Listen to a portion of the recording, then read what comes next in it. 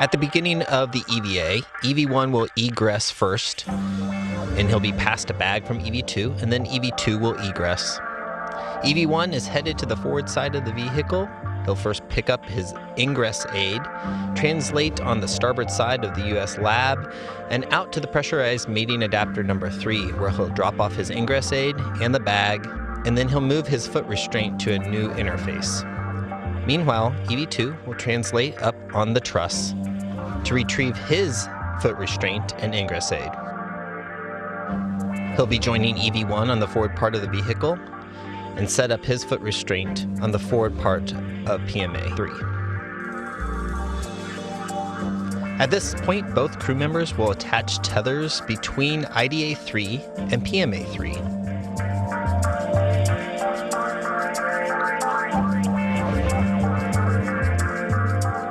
EV1 will then retrieve the portable wireless camera, install it on PMA-2 for a great forward view of the work site. He'll then return to the PMA-3 and ingress the foot restraint. At this point, both crew members will be routing and installing cables. EV1 will be working from the foot restraint while EV2 performs the routing. These first two cables that are connected will supply the ready-to-hook sensor data that allows us to know that we have a flush and good contact mate between PMA-3 and IDA-3. A third cable is routed. This is the IDA-3 heater power cable. It will be plugged in later on in the EVA. After working the aft part of the interface, the crew members will switch roles for the forward panel. EV2 will ingress the foot restraint, and EV1 will route the cables. These two cables allow us to power and have data to the hooks that will drive between PMA-3 and IDA-3. At this point, the crew members will go quiescent and will actually drive the hooks between the two modules. Once the hooks are driven, we have a sound structural mate between the two modules. The crew members will then begin routing additional cables. These cables will now activate the zenith portion of IDA, making IDA-3 accessible to future visiting vehicles.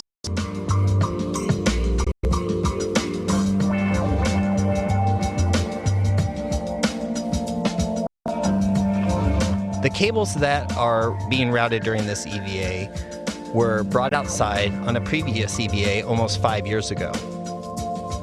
They have baked in the sun and had UV and AO exposure, so we expect them to be very difficult to manipulate and route. And this is mostly due to the fact that they'll be stiff and want to retain the coiled shape. After we complete the routing on the forward side, you see that they switch roles again and route additional cables on the aft side.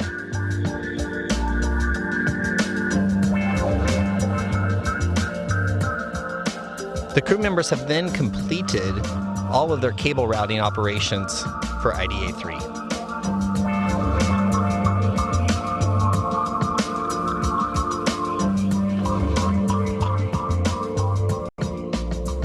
At this point, EV1 will take a few closeout photos, grab the portable wireless camera, and install it into the bag. EV1 will then pick up the APFR, the foot restraint that is, and return towards the airlock. He'll then install the foot restraint into another interface.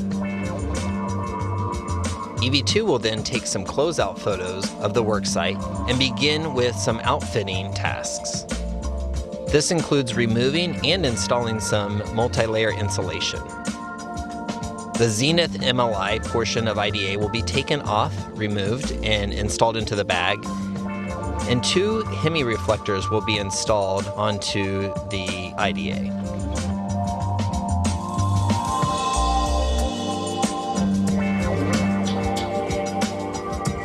This footage shows EV1 and his foot restraint actually manipulating some cables in our training facility, the Neutral Buoyancy Laboratory.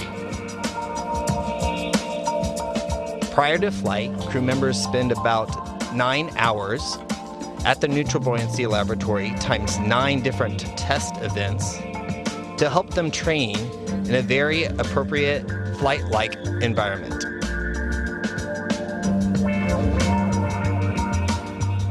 This footage shows EV-2 routing one of the cables on the port side of the lab towards the aft panel.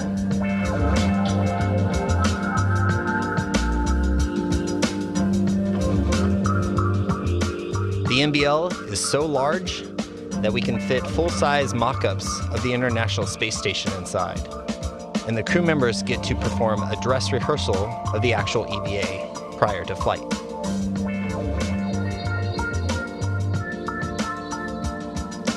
After the IDA install task, EV-1 will then ingress the S0 truss.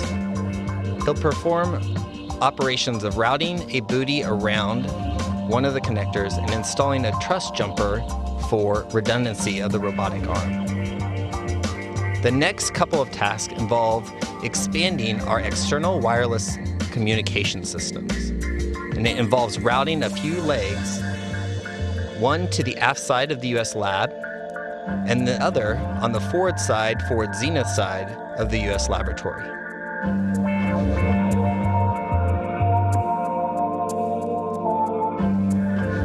EV-2, meanwhile, will pick up his foot restraint and return it to the starboard CETA cart. He'll then move over to the port CETA cart and install a wire tie between the foot restraint and the ingress aid for a future EVA. Lastly, he'll pick up the bag that was left at the IDA worksite and return to the airlock, where he'll meet EV-1. At the end of the EVA, they'll pass in the bag and both crew members will ingress.